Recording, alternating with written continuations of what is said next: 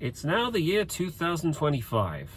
And if you're watching this video, I hope you have a shitty, pointless, and miserable new year, just like I am. Probably not what you were expecting to hear. So I'm torn between two different minds. You know, on the one hand, I've always celebrated New Year's Eve with my family in the living room of our house. We'd always do the same thing. We'd watch, you know, the firework display on BBC One, or the late night hootenanny with Jules Holland, when they'd have these no-name artists or these obscure jazz bands or singers and stuff perform live on television. We'd all eat a slice of Yule log and drink Prosecco and things like that. But let's get over this bizarre, this pretense we have, that we think that with the passage of one year, the next year is going to be better, or it's going to be different. What do we base this naive optimism on? The fact that this year is over, and now we're moving into a next one. Except by the end of next year, the same thing's going to happen, rinse and repeat. All right, to explain why I feel this way, I used to be, maybe it's because I'm in my 30s now, right? But I feel like I've reached a point where I no longer want to change. I don't see any point in striving to be a better person. What does it mean to strive to be a better person? You should want to change, first of all. Like, you should see an end goal, and you should be able to see it as logically possible to come out of it a better person. Except if you can't do that, if you can't see that realistically being a possibility, and if you don't want to, then why bother? See, there've been many phases in my life where I've thought to myself, I should go to the gym more. I should try putting on more muscle. I should maybe cut down on the drinking. Maybe I should try losing weight. Or maybe I should go out more and spend more time with my friends. But now I feel like I'm too old for that. Because I've realized over the years, I've attempted various self-improvement challenges, things like NoFap, teetotaling, losing weight, which in my case is pretty easy. You know, I guess it's different for the person, but in my case, it was as simple as just not eating as much food. Oh, hold on a minute, I gotta get some mail. Sorry about that. So yes, I went through these various phases of wanting to improve myself and become a better person, but I came to discover over the years that the psychological payoff of having conquered your vices, having having not given in, having resisted the temptation to do things that are self-destructive, like drinking or playing too much video games or spending too much time on the internet, whatever. It's just not enough to keep being invested in it. The psychological payoff isn't enough. It's not rewarding enough. It doesn't inspire you to work harder. If anything, it's a bit like with Sisyphus and his if you guys don't know who Sisyphus is, look him up. It's a famous ancient Greek prisoner who was condemned for all eternity in Tartarus to roll a boulder up a hill and down again, and then back up the hill and down again. As soon as Sisyphus would finish with his boulder, carrying it to the top of the hill, the boulder would roll all the way back down, and he'd have to roll it back up again. And that's more or less what it sort of feels like. All that effort, all that energy expended, and what have you got to show for it? Well, in my personal case, I'll tell you the last time I went through one of these phases. So in late June and early July, This was around the time of my father's death. Just a few days before I lost my father, I saw this YouTube video by a Swedish self-help guru is kind of a dirty word. I don't think it's fair to call him that, but basically he has a channel. I can't remember his exact name, but he's Swedish and he's a bodybuilder or something, and he tries to give out uplifting and inspiring messages on how you should become a stronger person, and the first step comes with admitting that you're not perfect, and yada yada yada yada. I don't need to. You can fill in the blanks with your imagination. And he has a very good physique. He has a very good and thick and muscular physique.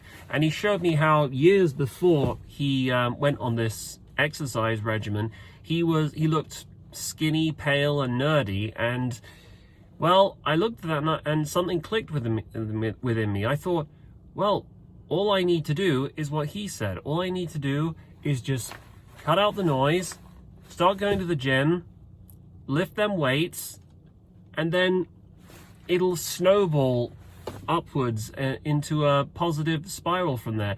Except it didn't happen like that. 3 days in, when I was on that exercise routine, my father passed away, and something that none of us could have anticipated. None of us could have anticipated what would happen next. All of our friends and extended family were sending us best wishes and condolences, and food, lots of delicious food, and we were keeping it stockpiled in the larder cupboard. And I was in a position where I had to walk past that delicious food and decide not to have any of it.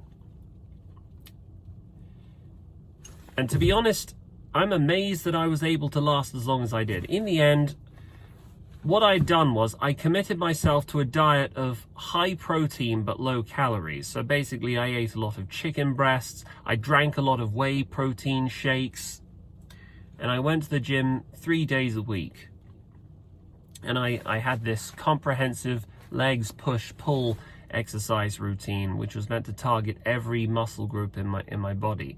And for a little while, everything felt great. Also, I was measuring my progress with this,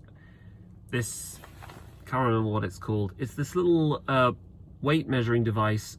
You step on it with your bare feet and you hold this handlebar with your thumbs. It sends electrodes through your body, and it takes stock of what your body fat percentage is, what your BMR is, and how much protein you have. And I noticed over time my morale was steadily decreasing because my results weren't showing. Like, if I was becoming more physically toned and muscular, the results were not evident on the machine. And I steadily learned that it's because the machine I had, the body weight index measurement thingy, was a pile of shit. 70 or 60 pounds. It's just simply not accurate. It's a waste of money, and and in some ways I think that if I had started without that thing, I probably would have ended up making more progress. But no, there are actual, if you're an actual serious professional athlete and you want to measure and track your body basal metabolic rate and how much protein and how much muscle mass you have over time, there are actual machines that do calculate it to a much more scientific degree, but they cost a lot of money, and you need to have this well, you need to know the right people, basically. It's way easier to become a bodybuilder and an athlete if you have lots of money. And I don't have lots of money. I suddenly, by the end of those 2 weeks, I was exhausted. I was shattered because I'd committed, I'd pushed myself every single day of that 2-week exercise regime.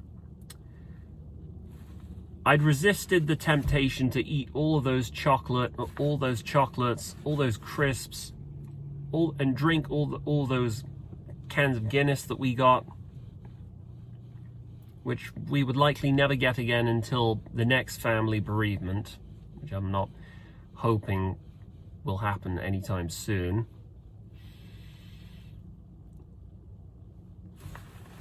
I could have invested more money in getting something like a dietitian or a professional coach with a PhD in nutrition. But again, that would have meant more money, which I didn't have. And I felt like I came out the end of it more exhausted, physically defeated, and poorer than I was before I launched in. And I felt like I'd unlearned, like I'd forgotten everything I thought I knew about putting on muscle, because I thought it was as simple as just having the right mentality, having a positive mindset and committing yourself to the grind. But spiritually, I was broken by the end of it, and I realized that actually now I have less of a desire to work on myself, to improve than I did before.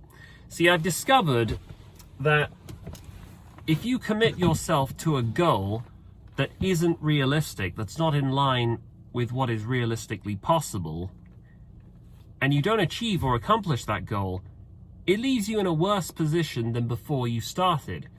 It drains your energy. And another thing I learned is there's this idea that I see repeated everywhere. It's so common, everyone keeps repeating it, and I've never seen this idea challenged anywhere. But it's this idea that when you exercise, your muscles release endorphins. Your brain releases endorphins that make you feel good.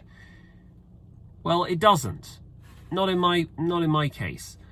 It does to be sure. When I do lift weights, once I was able to deadlift over 110 kilograms. I think that's the highest I've ever been able to deadlift so far. You do feel a kind of stiffness in your muscles, which is very satisfying for a short while. But no, it does not lift you. It doesn't change the fact that your life fucking sucks. Having bigger muscles doesn't change the fact that you are still in, what they call the precariat. You're still living paycheck to paycheck. You're still living with your family. You're in your 30s, and you can't afford to have a girlfriend or a woman. And that, let's not get into the matter of whether you would be able to get one in the first place. It's people who talk like this, these self-help gurus, they have a facile and superficial understanding of the human psyche. But let's get one thing clear. Going to the gym does not fix your life. Certainly not on its own. It takes phenomenal, sustained commitment to build and improve yourself, and it also requires the right mentality. And if it doesn't work, it can end up being counterproductive. It can make you feel even less determined to fix your life, and even more depressed than before you started. It's actually quite risky. But this one thing that happened to me in June and July, the last time I tried to physically improve myself, my muscle frame, my physical stature, that's just simply one example of many things that have happened throughout my 20s. There was also the time where I tried getting a qualification in driving an HGV. I'm still kind of in the process of doing that, but so far I've attempted the test twice and I failed both times. Theoretically, I guess I could try it a third time, I might succeed, but so far all this has done is it set me back financially, thousands of pounds, which if I hadn't put all that money in the in that adventure, I could have invested it differently. But anyway, that is why on the evening of December the 31st, 2024, I resolved that I'm not going to make any goals whatsoever. I'm not going to cut down on the drinking. I'm not going to visit the gym. I'm not going to go out and meet new people. I'm going to do the same thing that I've always done. In fact, what I will do is, and advice that I give to anyone who watches my channel, if you want to hear things from my perspective, here's what I plan to do, and here's what I think you should do. Don't do what is right. Don't try to improve yourself, because you don't need to. Instead of doing what is right, do what is reasonable. Do what is reasonable given the circumstances. Take a good, honest look at yourself. Think about what you know and the circumstances, and think to yourself, is this reasonable, or is this going to be a waste of my time? Let your conscience and your experience guide you into what you should do. If you feel like you should improve, then by all means go ahead. However, you may find that you'll come out of it weaker than before you started, but that's okay, because that too is part of the learning curve. It's part of your inevitable transformation arc into the person you will eventually, ineluctably become. Right. Well, that's all I wanted to say. Anyway, I hope you have a shitty, boring, and miserable new year. I'll see you guys later.